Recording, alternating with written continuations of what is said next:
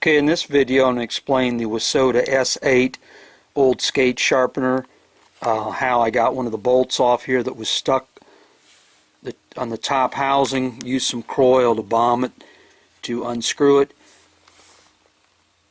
and also about the limitations on the older machine, the radius of hollow. And real quick, because on any skate machine, skate sharpener, the way the grit goes, this way you have buildup. Doesn't matter what the vendor is. And so the screw that's in this area will tend to get, if anyone's going to get stuck, it's going to be this one. So I had some grit that was down in here, and that's why this looks like this. Also, that's due to the Kroil. End up using a tap. It's a 1032, so now it all works. And we'll proceed to the rest of the video.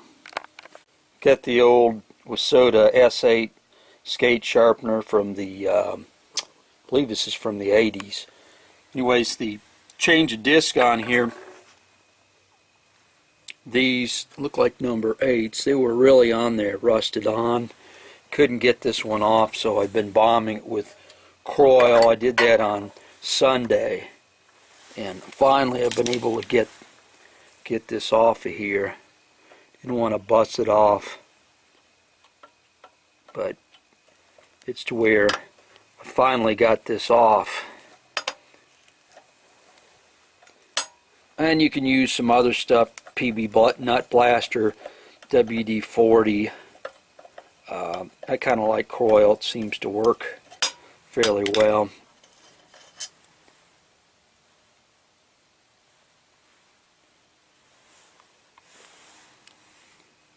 You can see how it actually, these are the ones I didn't treat, and this is the one I did. So some of that did wick in there. That was done Friday.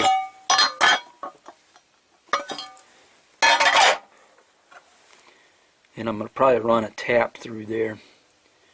Again, those look just the eye to be, I don't know if those are number 8s or number 10s. It might be number 10s. This is a die casting here.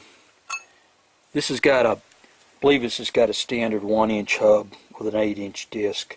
It's an old Wissota S8. But once I've got this off here, I'm going to go ahead and just put new bolts on there. Stuff like this is old. You don't want to have this screwed up in there. This particular machine like this, I'll do another video later. This is what you use to go ahead and cut the radius of curvature on here. But the way it works on this machine is it has a very large radius. You really can't set the radius on here in the sense that you go through and tighten this like this and go through just to kiss this. But the pivot points on here, it's got 3 different points where the pivots go on. And you can't really, to get a modern radius of probably say a 1/2 inch to 3/4, you've got to really use a wheel that's a small diameter so that it gets close to this pivot point here. And one way you can do to get around that is if you extend this out with another piece of metal, and then you probably made a new bar like this, because the fundamental problem is the place where it pivots to where the diamond is here is very large. So when you normally use this machine like onto here, and the way it is right now, you're going to go ahead and have a radius of curvature from this point. If I have these two intersect here, it's almost like over 1 inch.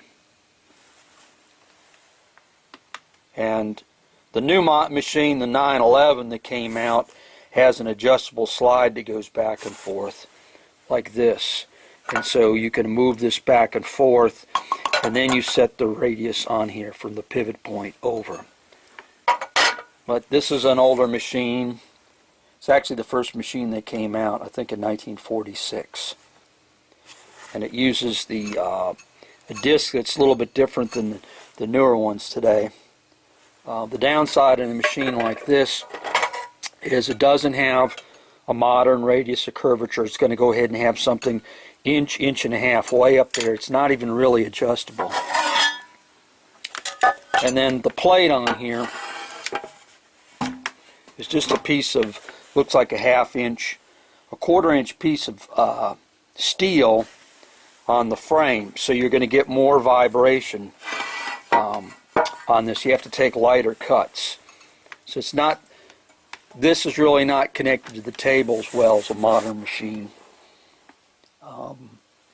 But it is, a lot of skates have been sharpened by machines like this.